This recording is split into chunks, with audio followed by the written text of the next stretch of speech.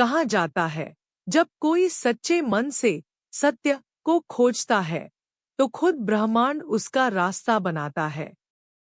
मैं हूं किस्सा वाला, और आज सुनिए सत्य की खोज, आत्मा का सफर।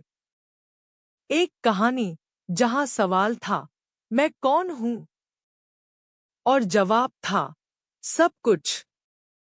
सत्य की खोज, आत्मा का सफर। बहुत समय पहले कैलाश पर्वत की छाव में बसा एक छोटा सा गांव था, आश्वपुर। वहां रहता था एक युवा देव, उम्र लगभग 25 वर्ष। उसकी आंखों में सवाल थे। मैं कौन हूं? जीवन का अर्थ क्या है?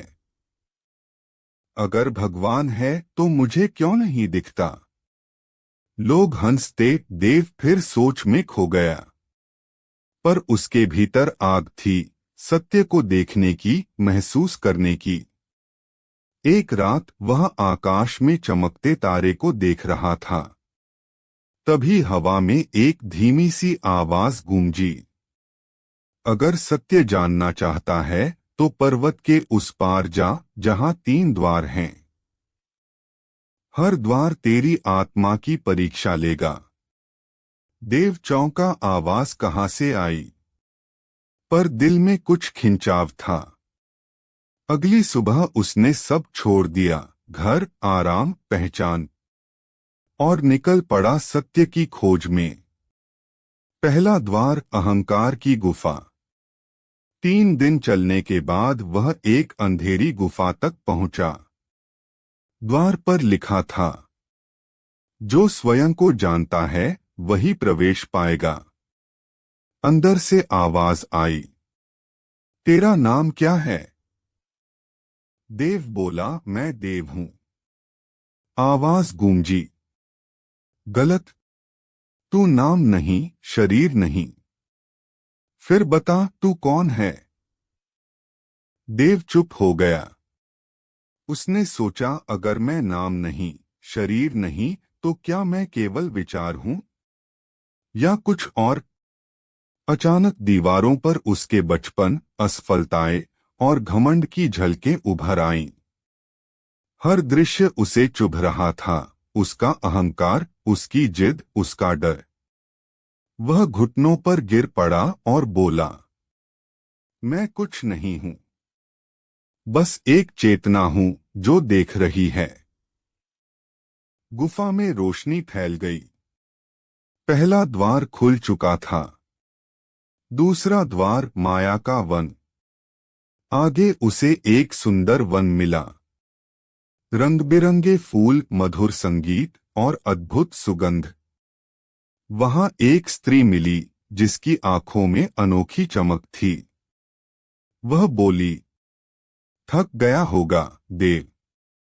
यह सत्य की मंजिल नहीं, पर सबसे सुंदर ठहराव है। यहीं रह जा, सुख, प्रेम और सम्मान तेरा इंतजार कर रहे हैं। देव कुछ पल ठहर गया। उसे सच में शांति महसूस हुई, मन बहला, दिल भरा। पर अचानक उसे भीतर से आवाज आई, सत्य आराम में नहीं, अनुभव के पार है। वह मुस्कुराया और बोला, सुंदरता, मैं तेरा आभारी हूं, पर तेरा जादू स्थायी नहीं। तुरंत वन की माया मिट गई, फूल राख बन गए और रास्ता फिर से दिखने लगा। देव ने समझा, मोह और सुख सबसे बड़ी परीक्षा है। तीसरा द्वार, मौन का शिखर। अब वह एक ऊंचे शिखर पर पहुंचा जहां हवा पतली थी और सन्नाटा गहरा।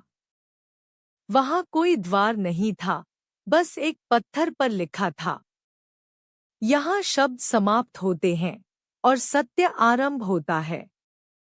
देव ध्यान में बैठ गया। दिन बीते, विचार रुके, सांस धीमी पड़ी।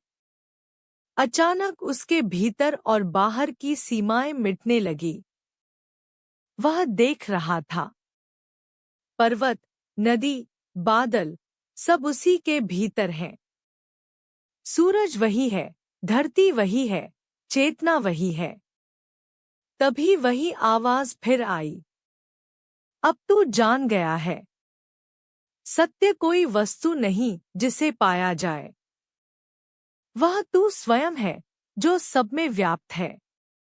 देव ने आंखें खोली। वह अब वही नहीं था जो निकला था।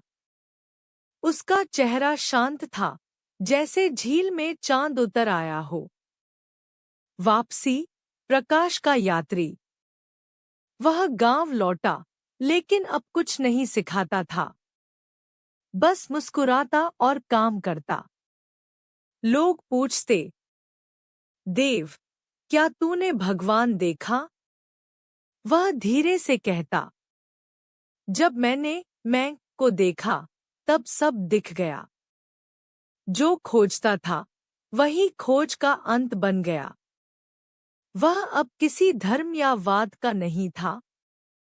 वह बस जीवित सत्य था, जो हर सांस में झलकता था। संदेश, मोरल। सत्य की खोज बाहर नहीं, भीतर की यात्रा है। अहंकार, मोह और भय, ये 3 द्वार हैं जो हमें सत्य से दूर रखते हैं। जब मन मौन होता है, तब सत्य स्वयं बोलता है।